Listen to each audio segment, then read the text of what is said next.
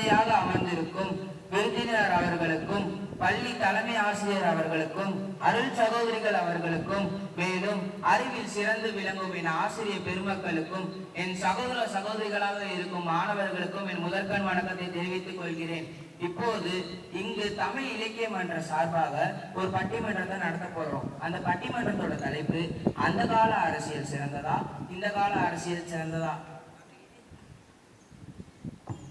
நாங்க ஏன் இந்த டாபிக்கை தேர்ந்தெடுத்துக்கோம்னா, கொஞ்ச நாளைக்கு முன்னாடி நம்ம பள்ளியில தேர்தல் வச்சு ஒரு சில மாணவ தலைவர்களை தேர்ந்தெடுத்தோம். அவங்களுக்கு இன்னைக்கு பதவி ஏற்பு விழா. அவங்க இங்க நடக்க இருக்க பட்டிமன்றத்துல சொல்ற கருத்தை உள்வாங்கி தன்னோட வாழ்க்கையில அதை பயன்படுத்தி அவங்களோட பணிகளை சிறப்பாக செய்கிறதற்காகவும், மேலும் இன்றைய மாணவர்கள் தான் நாளைய தலைவர்கள் என்ற தத்துவத்தை நம்ம எல்லாரும் கேட்டிருப்போம். அதன்படி இங்க அமர்ந்திருக்கிற எல்லா மாணவர்களும் இங்க சொல்ற கருத்தை உள்வாங்கி தன்னோட வாழ்க்கையில பயன்படுத்தி நல்ல அமைச்சர்களாகவும் அரசியல்வாதிகளாகவும் உருவாகிறதுக்காகவும் இந்த தலைப்பை தேர்ந்தெடுத்திருக்கோம். வாங்க இப்பொழுது பட்டிமன்றத்துக்குள்ள போகலாம். இந்த சைடு இந்த அணியினர் அந்த கால அரசியல் தான் சிறந்தது என்பதை பற்றி பேச போறாங்க. இந்த அணியினர் இந்த கால அரசியல் தான் சிறந்தது என்பதை பற்றி பேச போறாங்க. இப்போது அந்த கால அரசியல் தான் சிறந்தது என்பதை பற்றி பேச வருகிறார் அனல் பறக்கும் பேச்சாளர் பாக்கியா அவர்கள். தித்திக்கும் தேன் தமிழ் திக்கட்டும் பரவட்டும் முத்தமிழ் தாய்க்கு என் முதற்கண் வணக்கங்கள். நேற்றிக்கண் பிறப்பினும் குற்றம் குற்றமே என நக்கீரர் வழியில் வந்த நடுவர் அவர்களும் மற்றும் இங்கு கூடியிருக்கும் அனைவருக்கும் என் முதற்கண் வணக்கத்தை தெரிவித்துக் கொள்கிறேன். இன்று நான் பேச வந்துள்ள தலைப்பு, அன்றைய கால அரசியலே சிறந்தது. அந்த காலத்தில் உள்ள தலைவர்கள் படிக்காத மேதையா இருந்தாலும் பல பேருக்கு கல்வி கண்ணை திறந்தவர்கள். இலவச கல்வி, இலவச மதிய உணவு திட்டம், ஏழை மாணவர்களுக்கு பயண வசதி என பல திட்டங்களை கொண்டு வந்தாங்க. அப்ப உள்ள தலைவர்கள் விதைத்த விதைதான் நம்ம இப்ப மரமா வளர்ந்து நிக்கிறோம் நடுவர் அவர்களே. அது மட்டுமா, அந்த காலத்துல இலவசம் இல்ல, விலைவாசி கம்மியா இருந்துச்சு. ஆனா இப்பெல்லாம் அப்படி இல்ல. இலவசன்ற பேர்ல விலைவாசி எல்லாம் ஏறி போச்சு நடுவர் அவர்களே. அந்த காலத்துல மக்களை கூப்பிட்டு அரசாங்க வேலை கொடுத்தாங்க. ஆனா இப்பெல்லாம் அப்படி இல்ல. நம்மளே போய் அரசாங்க வேலை கேட்டாலும் கொடுக்கறதுக்கு யாரும் இல்லை நடுவர் அவர்களே. அந்த காலத்துல உள்ள தலைவர்கள்லாம் பல அணைகளை கட்டி நீர்வளத்தை பெருக்குனாங்க. ஆனா இப்பெல்லாம் அப்படி இல்லை நடுவர்களே. எனவே அக்கால அரசியலே சிறந்தது என தீர்ப்பு கூறுவிகள் நம்பி இத்துடன் என் உரையை முடிவு செய்கிறேன். நன்றி, வணக்கம். இப்பொழுது அனல் பறக்கும் பேச்சாளர் பாக்கியா அவர்கள் சொன்ன கருத்து எல்லோரையும் ஒரு நிமிடம்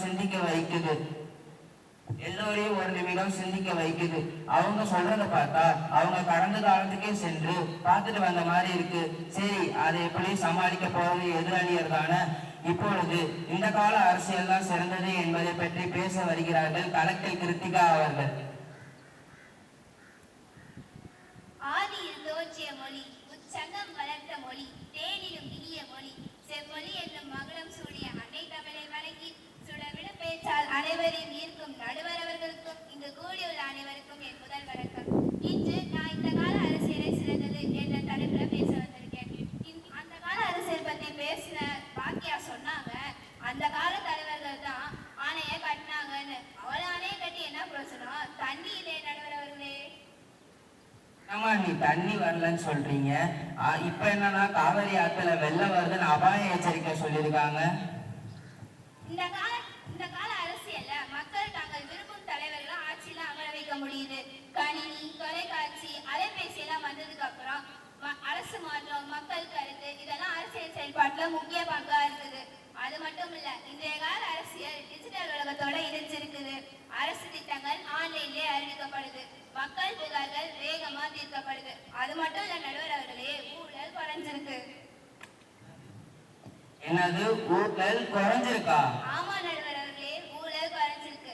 அரசு கல்வி, சுகாதாரம், விவசாயம், தொழில் வளர்ச்சி, மாற்றுத்திறனாளி இவங்களோட துறைகள் எல்லாம் அரசு திட்டங்கள் நல்லா பண்ணிட்டு வராங்க. இன்றைய கால அரசியல்ல நல்ல திட்டங்கள் இருக்குது. இந்த காலத்துல மக்கள் ஒவ்வொரு 5 ஆண்டுகளுக்கும் ஒரு முறை தங்கள் நேரடி வாக்குகளை செலுத்திட்டு வராங்க. நம்ம உரிமையை நம்ம கரெக்டா பயன்படுத்தினாதானே நல்ல மாற்றத்தை உருவாக்க முடியும். எனவே இந்த கால அரசியலே சிறந்தது என்று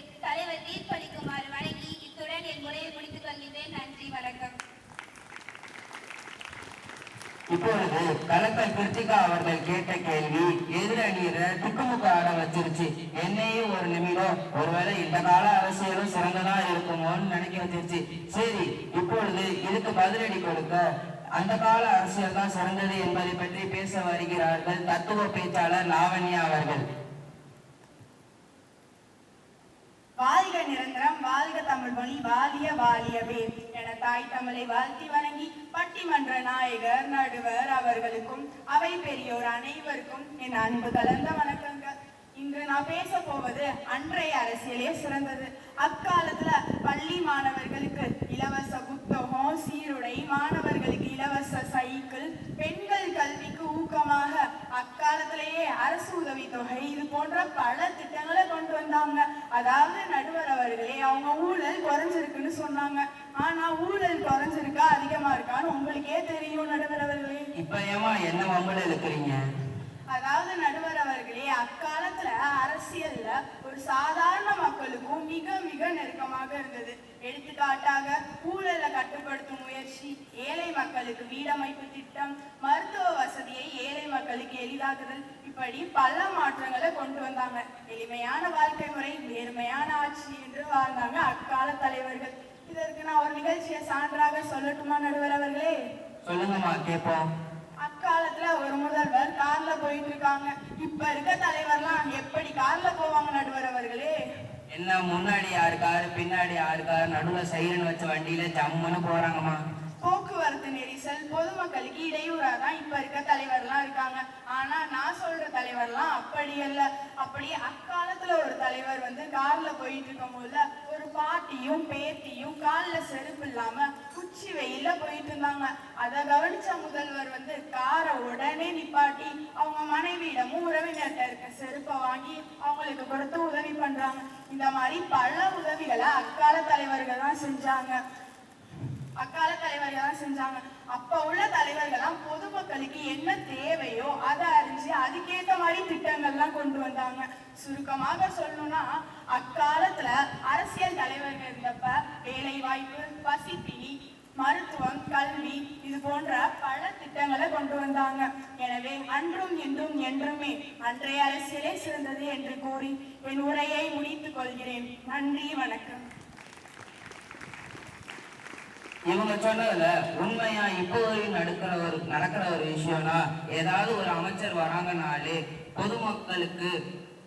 பொதுமக்களுக்கு போக்குவரத்து இடையூறு கண்டிப்பா இருக்கும். குறைஞ்சது 1 கிலோமீட்டர் இல்ல 1.5-2 கிலோமீட்டர் கிட்ட போக்குவரத்து தடை ஏற்படும். இது மக்களுக்கு ஒரு பெரிய பிரச்சனையா தான் இருக்கும்.